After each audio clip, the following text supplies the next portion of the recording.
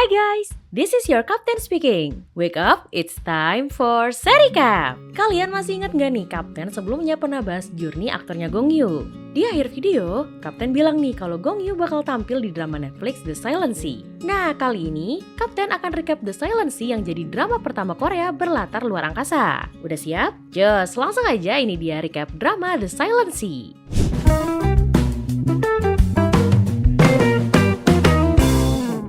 Cerita dimulai di masa depan ketika kondisi bumi memburuk guys. Curah hujan tuh menurun sehingga dunia tuh kering kerontang. Bahkan saking parahnya, warga yang mau pakai air tuh harus bayar pakai kartu. Dan air yang didapat juga sesuai nih sama kasta sosial mereka. Wah, ngeri banget ya. Tapi terlepas dari amukan masyarakat yang protes soal pembagian air, Badan Antariksa Korea SAA mencoba buat cari solusi biar masalah kekeringan air ini cepat selesai. Salah satu pegawai SAA, Kim, nemuin seorang ahli etologi yang dulunya adalah ahli astrobiologi, Song Jian. Kim minta Jian untuk ikut partisipasi misi keluar angkasa dan neliti sesuatu. Tapi Jian tuh kelihatan sinis gitu dan langsung nolak mentah-mentah ajakannya Kim. Walaupun begitu, Jian akhirnya berubah pikiran nih setelah ngeliat barang peninggalan kakaknya, Won Kyung yang juga ahli astrobiologi SAA. Jadi guys, Won Kyung ini udah meninggal 5 tahun lalu ketika ikut misi luar angkasa. Salah satu alasan terbesar Jian memutuskan ikut misi ini karena kakaknya ninggalin pesan mencurigakan yang minta Jian untuk nemuin Luna. Setelah memutuskan ikut misi, Jian ketemu nih sama Kapten Han Yun Jae yang bakal mimpin misi mereka. Selain Yun Jae, ada juga Taesuk dan Suchan yang bertugas di teknisi, pilot Kim Sun dan juga Dr. Gayong.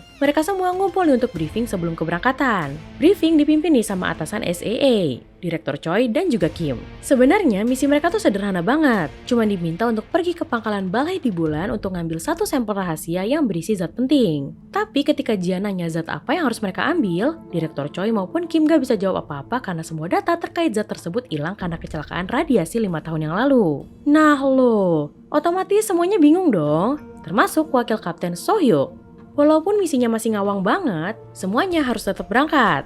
Nah, ketika hari keberangkatan, Lee Gi-soo tiba-tiba diikutsertakan di dalam misi jadi co-pilot. Selain itu ada juga Hwang yang bakal jadi penasihat karena dulu dia pernah ikut ngebangun pangkalan Balhae.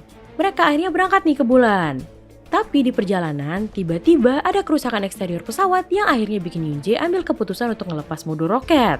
Suasana cukup genting nih sampai akhirnya mereka terpaksa ngelakuin pendaratan darurat dan harus jalan kaki ke pangkalan Balhae. Tapi karena sebelumnya kondisi pesawat tuh nggak stabil dan anggota kru juga terombang-ambing, Hwang luka parah nih dan berakhir meninggal. Mereka terpaksa ninggalin Hwang dan berupaya buat sampai ke pangkalan Balhae dengan kondisi oksigen yang menipis. Untungnya, mereka berhasil nih masuk ke pangkalan dan bisa ngisi oksigen. Misi berlanjut dan semuanya masuk untuk nelusurin pangkalan Balhae. Gak diduga, mereka nemuin jasad orang asing. Kebayang nggak, baru sampai bulan langsung nemu jasad? Shock banget kan? Setelah diidentifikasi, jasad tersebut dicurigai adalah bagian dari tentara bayaran RX yang mau menyelundup. Dan menurut otopsi singkat, Gayong bilang kalau jasad tersebut meninggal karena tenggelam. Nah, tim bingung dong kenapa kok bisa-bisanya ada orang tenggelam di bulan? Keanehan ini berlanjut nih ketika tim sadar kalau tingkat radiasi di pangkalan Balhae itu rendah, gak tinggi kayak yang dibilang sama orang SAA. Jian sempat protes nih ke Yun Jae, tapi gak didengerin. Tim akhirnya sampai nih ke ruang komando dan mereka briefing dipimpin sama Yun Jae. Mereka dibagi nih jadi 3 tim untuk nyari sampel yang diinfoin ada di 3 tempat. Mereka semua nyebar tuh. Nah, ketika nyari, Jian nemuin satu jalur yang kelihatan mencurigakan. Mau kepo tapi kan lagi jalanin misi ya. Jadi ya cuma bisa penasaran aja. Nah, di sisi lain, Yun Jae nemuin hal yang lebih ekstrim nih. Dia dan timnya nemuin banyak banget jasad di salah satu ruangan. Banyak banget jasadnya, asli. Gayong yang lagi ikut tim Yun Jae lagi-lagi bilang kalau semua jasadnya itu nunjukin tanda-tanda tenggelam. Bukannya nemu sampel tapi malah nemu jasad. Serem banget kan? Sementara itu, tim lain berhasil nemuin sampel. Tapi sayangnya kapsul yang nyimpen sampel tersebut udah rusak karena lampu indikatornya merah. Padahal kata SAA, sampel yang masih bagus dan layak itu warnanya hijau. Saat itu, Suchan ngeliat nih sampel yang lampu indikatornya hijau. Seneng dong. Tapi ketika dia mau ngambil, matanya tuh gak sengaja kena serbuk dari jasad. Matanya Suchan langsung kelihatan merah gitu. Nah, yang lebih sedihnya lagi adalah kapsul yang diambil Suchan itu kosong. Setelah kena serbuk dari jasad, Suchan tuh kelihatan aneh. Kayak sering bengong gitu guys. Oke, kita pindah ke timnya Jian. Secara gak langsung, Gi-soo tuh diem-diem provokasi Jian buat ngeliat jalur mencurigakan yang dia lihat sebelumnya. Jian yang emang udah penasaran akhirnya ninggalin Gi-soo nih. Gi-soo yang sendirian masuk tuh ke ruangan sampel dan ngelepas bodycamnya.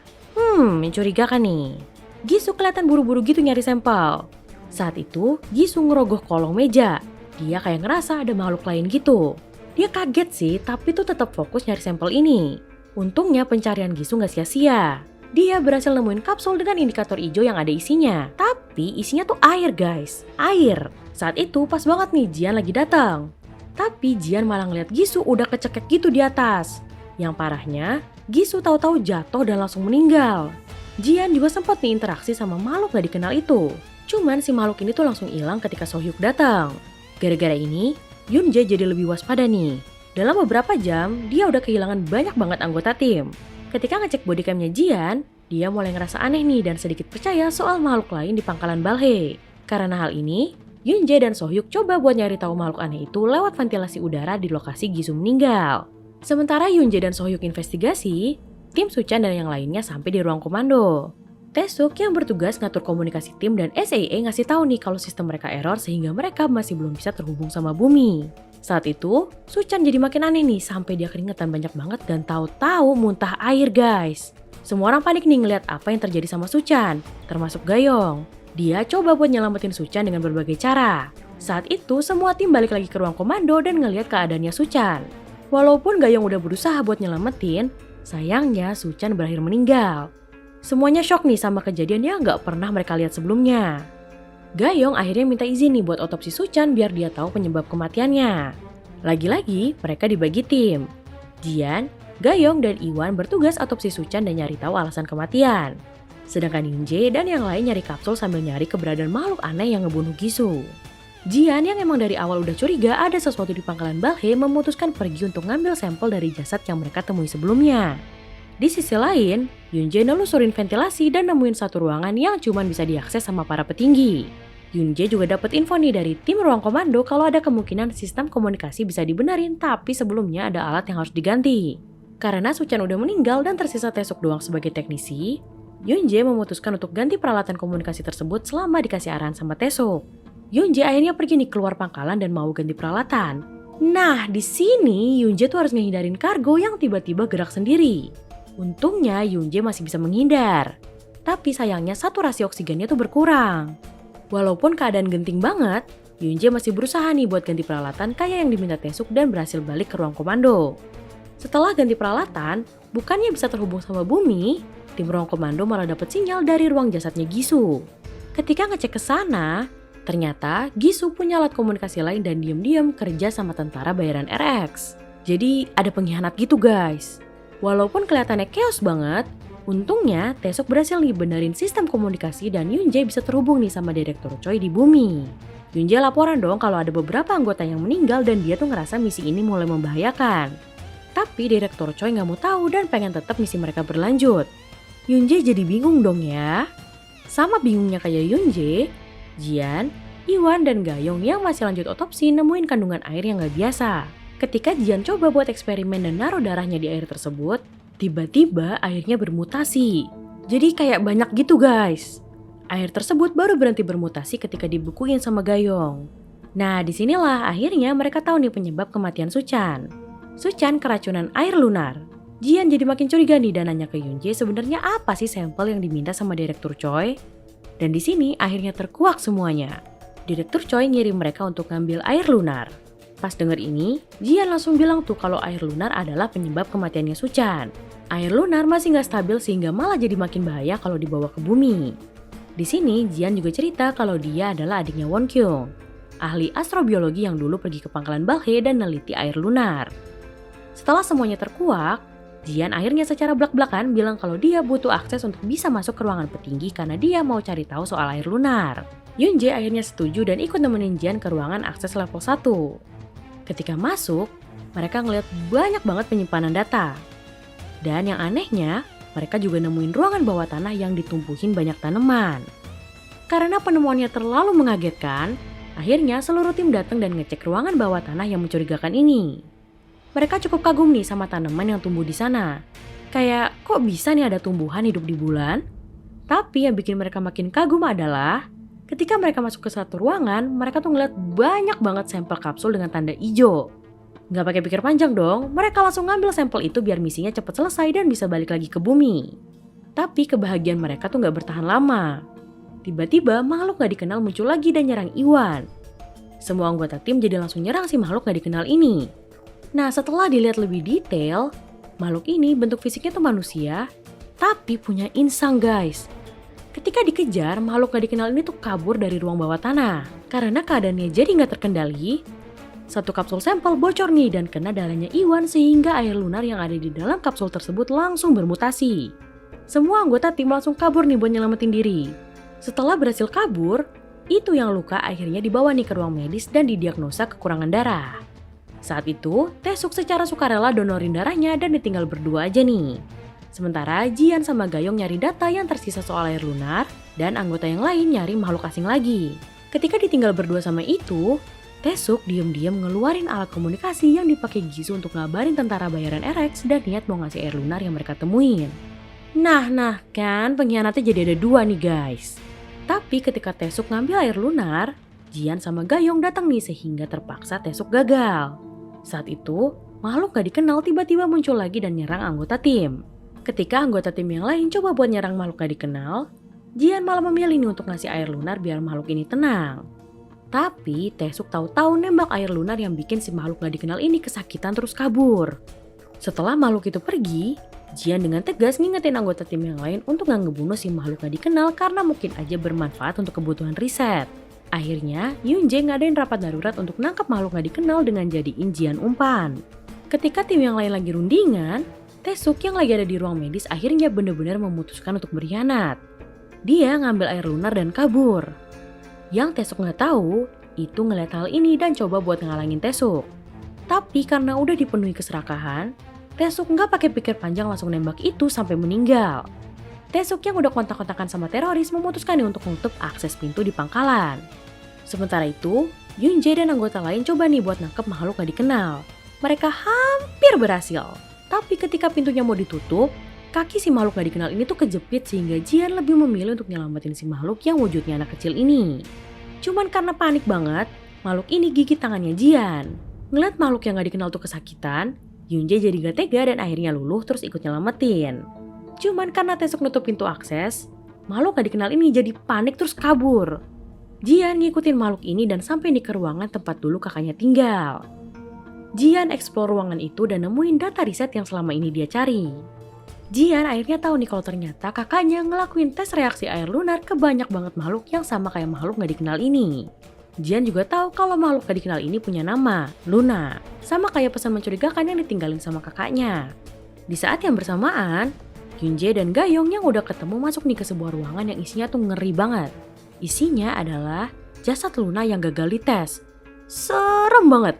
Sementara itu, Kim Sun berhasil nyamperin Taesuk di ruang komando.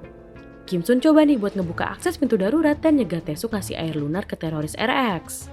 Kim Sun dan Taesuk berantem cukup intens nih di sini. Kim Sun akhirnya bisa nih ngambil sampel air lunar. Tapi Taesuk langsung nembak Kim Sun dan ngunci pintu sehingga Kim Sun meninggal karena terkontaminasi air lunar. Taesuk berhasil kabur di saat Gayong dan Yunjae bisa balik ke ruang komando. Yunjae langsung dibuka akses pintu darurat. Mereka setidaknya ngerasa agak aman nih. Padahal sebenarnya kondisi mereka tuh lagi genting banget. Tanpa mereka tahu, air dari ruang bawah tanah udah makin tinggi sehingga sistem pangkalan ngaktifin ventilasi paksa. Di sisi lain, Sohyuk berhasil nyamperin Jian dan Luna. Awalnya Sohyuk tuh udah siap mau nembak Luna. Tapi nggak jadi nih karena Yunjae ngasih tahu kalau ada kemungkinan Taesuk bakal nyamperin mereka untuk ngambil air lunar yang tersisa. Prediksinya Yunjae bener guys. Taesuk datang nih ke asrama peneliti dan nyariin Jian sama Luna. Untungnya Sohyuk udah duluan nih ngajak kabur mereka sehingga bukannya ketemu sama Jian, Taesuk malah ketemu sama Yunjae. Mereka lagi-lagi berantem cukup intens. Tapi ketika lagi heboh-hebohnya berantem, tahu-tahu air bocor karena sistem ventilasi paksa. Di sini, Taesuk terinfeksi air lunar guys. Dan gak cuma Taesuk aja, Jian yang lagi kabur juga kena nih bocoran air sehingga dia juga terinfeksi air lunar. Seluruh tim kecuali Taesuk ngumpul nih di ruang medis. Jian yang mulai ngerasa kalau dia terinfeksi mencoba nih buat jelasin semua hal terkait Luna ke Gayong dan juga Sohyuk. Tapi karena gejalanya tuh makin parah, Jian langsung kabur dan ngunci diri. Dia juga sempat nih nunjukin gejala kayak muntah air. Tapi entah kenapa kondisinya Jian tuh jadi balik normal. Ada yang tahu kenapa? Ingat nggak sama gigitan Luna di tangannya Jian? Yup, itu dia guys. Jian berhasil selamat karena sebelumnya digigit sama Luna. Di momen ini, Jian tahu nih kalau mutasi DNA Luna bisa jadi antibodi buat mencegah terinfeksi air lunar. Setelah semuanya sedikit lebih normal, Sohyuk dan Yoonjae hubungin Kim di bumi untuk cari tahu soal bantuan. Kim langsung bilang nih kalau pesawat SAA udah mau sampai. Tapi pesawat tentara RX juga masuk orbit pesawat SAA. Jadi mereka nih harus secepatnya kabur dari pangkalan Balhae. Ketika coba buat kabur dengan pesawat bantuan, Jian nyaranin nih kalau Luna dibawa ke Lembaga Internasional Biologi Antariksa biar bisa diteliti secara netral tanpa kepentingan politik. Para anggota yang selamat bikin rencana nih buat ngambil kapsul air lunar yang masih dipegang sama Taesuk. Setelah dapetin kapsulnya, mereka akan kabur pakai pesawat penyelamat. Mereka memutuskan buat ngikutin Luna biar bisa menghindarin air lunar yang bocor. Finally guys, mereka berhasil sampai di ruangan aman. Tapi mereka ketemu Taesuk yang udah terkontaminasi air lunar. Karena bisa ngebahayain anggota lain, Sohyuk akhirnya nembak Taesuk. Tapi Taesuk ngebalas dengan nusuk Sohyuk. Yoonjae yang ngeliat ini tetap berusaha buat nyelamatin Sohyuk. Untungnya mereka berhasil masuk ke ruang kunci udara dan siap-siap pakai baju astronot biar bisa kabur pakai pesawat penyelamat. Cuman ketika siap-siap, Sohyuk yang emang luka parah berakhir meninggal guys. Ya mau gimana lagi? Yang hidup harus tetap berusaha buat selamat. Apakah masalahnya udah selesai? Belum guys. Ketika Yoonjae mau buka pintu, tahu-tahu ada notifikasi yang ngasih tahu kalau sistem tuh error. Sehingga sebagai kapten, Yoonjae memutuskan untuk keluar dan ngunci ruangan tekanan udara biar anggota yang lain bisa selamat. Para penyintas dengan terpaksa harus ninggalin Yoonjae dan kabur nih dari pangkalan Balhae. Tepat ketika mereka keluar, tekanan air makin kuat sehingga bocor ke seluruh pangkalan Balhae. Jian dan Gayong kehempas dari pangkalan. Ketika mulai sedikit sadar, Jian nyariin Luna tapi dia nggak bisa nemuin Luna di mana-mana. Ketika dicari, Jian ngeliat Luna udah ngelepas baju astronotnya dan jalan bebas di permukaan bulan. Luna juga kelihatan nyamperin seseorang. Orang tersebut nggak lain nggak bukan adalah Yoonjae. Yoonjae kelihatan sekarat gitu guys. Saat itu, pesawat penyelamat datang dan adegan ditutup dengan Jian yang ngeliat pesawat penyelamat. The end. Nah itu dia recap drama The Silent Sea. Kalau boleh dibilang guys, drama yang satu ini tuh oke banget. Dari segi cerita, production value, sampai aktor-aktris yang tampil. Semuanya tuh kayak perfect aja gitu. Ya terlepas dari endingnya ya mungkin menurut beberapa orang gantung ya. Tapi menurut Kapten, drama ini benar-benar nunjukin kualitas yang gak kaleng-kaleng. Menyusul kesuksesan film Space Sweepers, drama The Silent Sea yang juga ngebahas luar angkasa ini layak banget buat kamu tonton. So kalau kamu suka sama video ini, jangan lupa like dan share. Dan ini nih yang paling penting. Subscribe channel Sericap untuk recap dan info drama-drama Korea lainnya. Kapten pamit, see you!